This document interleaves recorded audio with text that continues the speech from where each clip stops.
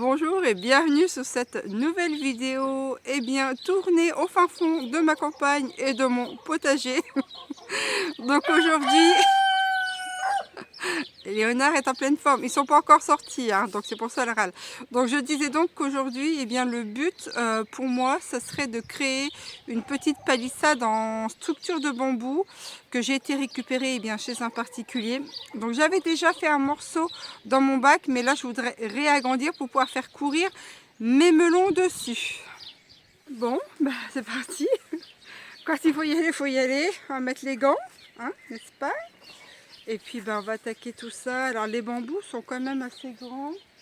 Ils font un peu plus de 2 mètres, je pense. Et les fagots sont relativement lourds. Donc là, il faut que je les défagote. Et que je viens de tailler par rapport à mon bac qui se trouve juste à côté de moi.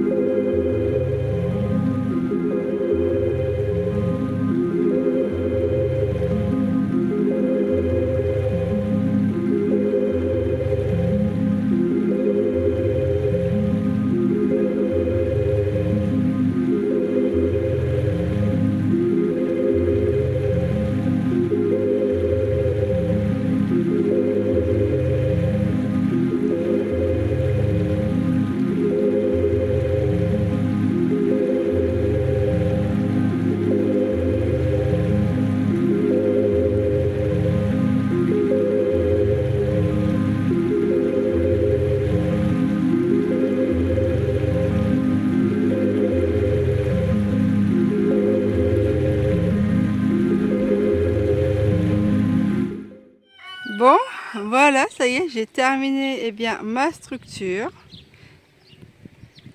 J'ai plutôt bien travaillé. Là, j'ai laissé ouvert ici. J'ai juste remis un piquet là et j'ai remis des bambous sur le dessus, pardon. Donc, c'est plutôt pas trop mal.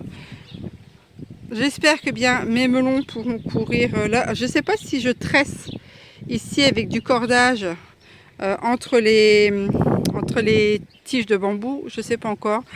Ou si je laisse comme ça.